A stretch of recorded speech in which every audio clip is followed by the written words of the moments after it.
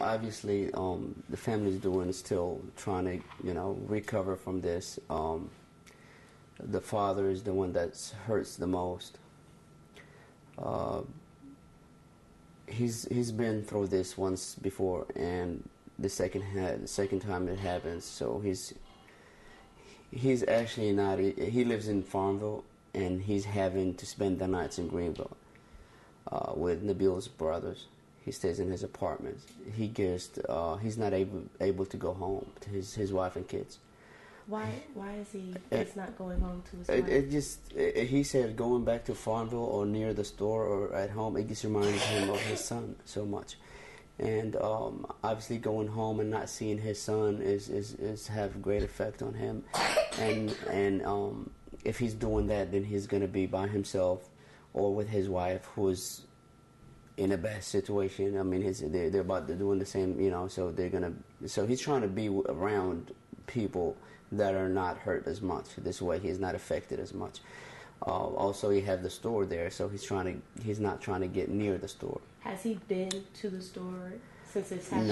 No, he has not. The reason why he hurt so much, actually, he had the same exact story just about that had happened to him and his brother while he used to live in New York, and he used to work in New York and in Brooklyn, and he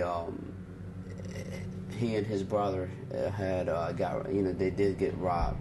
It was in '92, and his brother was shot to death. They were both in the store, and his brother got killed, and he had to leave the state to kind of forget about the story, and he had chosen North Carolina, thinking that he's going to have peace in here and get away from what had happened there. And it's so sad that same thing just happened again. And this time it's even worse because he's lost his only son and he's also lost his nephew. And he loved his brother so much that he named his son after his brother. And it's just sad. I mean, I don't know how to explain it or what to tell you, but he's doing real bad, and we try to talk to him, we try to keep him company, but when this happened to you, only so much I can do or anyone can do, and especially this incident. I mean, we just can't figure out why this happened. I mean, it didn't have to happen, It's wrong, It's wrong. It's sad. It's very emotional. Those people did exactly what they were told to do, Robbers, they came in there and they were told, give us the money. They gave the money, as you could see that on the video. They told them sit down. They sat down, just as they were told. They gave up. They showed no resistance. And those guys were able to go in the store, get the money, get everything they needed, and they could have just left. You watched the video? Yes, I did. What went through your mind when you saw what was happening?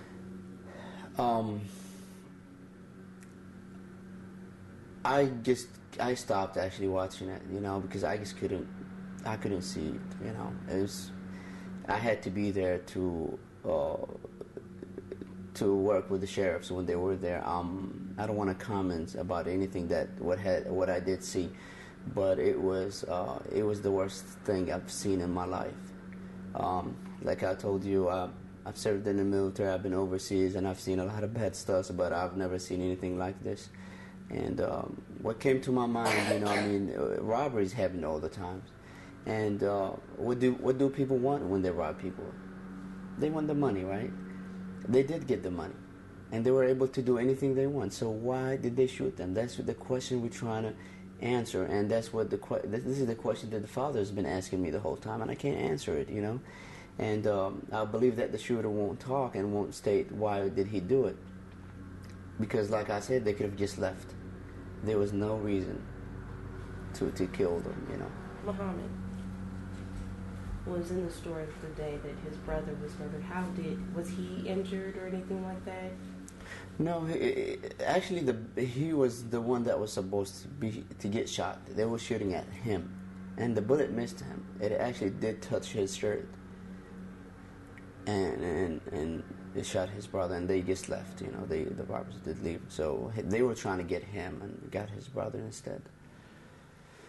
His mother came from New York. She was in New York, and Nabil's mother also came from New York, and they're both, especially Nabil's mother. I've heard she passed out like 3 times. She is sick, and she just lost her husband too. We're talking about Nabil's mother. She just lost her husband a month and a half ago to cancer. And now she loses her son, and what made things worse is it was his first day in the job. You know, he just came from New York to help Muhammad, you know, his uncle. And this happens to him the first day. Actually, that day we had lunch there together. You know, I was invited to their house, and we had lunch together. And I had told Nabil, I was like, you know, let's sit down and stay with us, you know, for a little bit. But he was like, no, I'm gonna go to the store and check out the prices because I'm supposed to open tomorrow morning. And you know, it's so sad that he came all the way from New York just for this to happen that same day. What do you think it's going to take to get your family, your uncle, to maybe get back on track? I think what's going to take time. That's probably. I mean, not much we can do for them. You know, it's a great loss, and it has devastated their lives. I mean, not only they've lost their family members, and now they've lost their source of income. They've lost the business, the store. I don't think it's gonna be reopened by them. We're currently thinking about selling the business and maybe moving out of Farmville. I mean, that's some things that we could do for the family, is get them out of that area, and maybe that'll help out. You know, maybe with time we're going to try to, you know. But as far as right now, not much really we can do. I mean, for a father to lose his only son it's very sad. I mean, it's just I can only imagine what his father is going through day and night, and his, you know, mother and the entire family. I was wondering why the windows were never blocked. Well, that actually we've thought about that, but I wanted everyone to see what went wrong there, and this is an incident that I want people to get involved, and I want everyone to know what crime does to our communities and how it affects people's lives. So I think by you going to the store and peeking out of the window and looking at all this blood and footsteps, that should tell you that how much this family is suffering, and what we as community need to do to stop crimes like this. And you know, I think with the community and everybody knows about it, that would make us push towards these guys getting their appropriate punishment, and kind of make people think, you know, before they start doing something, you know. Could you walk me through the emotional roller coaster that you and your family went through from Sunday night to Thursday afternoon when you met with the Yemenis ambassador? Well, like I said, that day we had the lunch together. Nabil was there, and then they went to the store, and I was working that night, and I got a phone call from my wife actually saying, hey, Muhammad is at the store, and there's a lot of police cars over there, so I figured something would happen. And then she called me again within 2 minutes. She said they did get robbed, and two of them were taken to the hospital. At that point, I didn't know they were killed, or, you know. So I left my workplace and took off and went to the store, and there was it was blocked, so I couldn't even go in, and I didn't notice. But we had just went to the hospital. I took Mike and Kevin's was Nabil's brother. We went to the hospital. When we got to the hospital, we waited for about 10 to 15 minutes, and we were hoping to actually hear good news because we didn't know it was that bad. We actually didn't even know they got shot in the head. We just knew they got shot. So we're hoping maybe shot in the leg, arm, somewhere else. And then they took us inside the hospital. They told us, we said, just wait in this room, this small room, until we get the doctor to come talk to you. At that point, we were just praying. All of us, we were just praying the whole time. We were there for about 15 minutes to hear good news. And then the doctor came in and told us that Muqbil, who's the young Sam, has passed away. And that Nabil, old Sam, he was still alive, but there was 0% or no chances of him making it. At that time, Mike's he just collapsed. And it was a very emotional moment where just everybody took themselves to the corner of that room and we all cried for a long time. And I mean, that doctor kept telling us that he was sorry and that there was a lot of people trying to save their lives when they got to the hospital, but it was too late. And he did tell us that they got shot in the head, and not much could have been done. And obviously they bled. I mean, there was a lot of blood in the store when I went to see. And then they did tell us that if we want to see them, we could. And we went upstairs and we saw Muqbil first, and then we saw Nabil. And I don't want to talk about how they looked, but it was very, very, very bad. It was very bad. There was no need for them to do that. I mean, when they shot them, they were just sitting down. Shot them from the back of the head for no reason. For no reason. And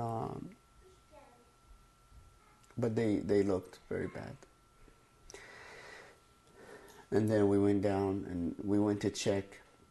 We went back to the store to see how Jabbar was doing. And I think he even looked worse than them because we were told not to look. And they won't even let us look at him, whether it's at the store or when he was taken to the hospital. He was actually not taken to the hospital because he was gone. He has passed when he was still in the store, so they didn't even take him to the hospital. When we went back to the store, at that time I was just walking around and holding Mike because he was about to lose it, and he was in the hospital a couple of days ago for some heart problems. This is the father. That's the father, yeah. He had some heart problems, and he spent the night in the hospital. So I was trying to be around him just in case something happens to him, and that night it was one of the worst nights of my life. And the whole family, I mean, then after that, we just waited around the store till about, we didn't go to sleep that night at all. I remember 7 o'clock in the morning, we were still up. And Nabil's brother his other brother was coming from New York, so bringing his mother, so we waited for them to come in, and that next day was even worse because the guys were still at large, and I was always told by the sheriff that they had good leads and that the community were calling. I mean, Sheriff Ells told me that the phones won't stop ringing. You know, people were just calling, you know, and getting information. And I did meet with Captain Dance, and she told me that it was a very solvable case, and she's worked cases like that before. She's never seen one like it, but from the way that the community is helping out, that it's going to be a solvable case, and she's going to have good news for me.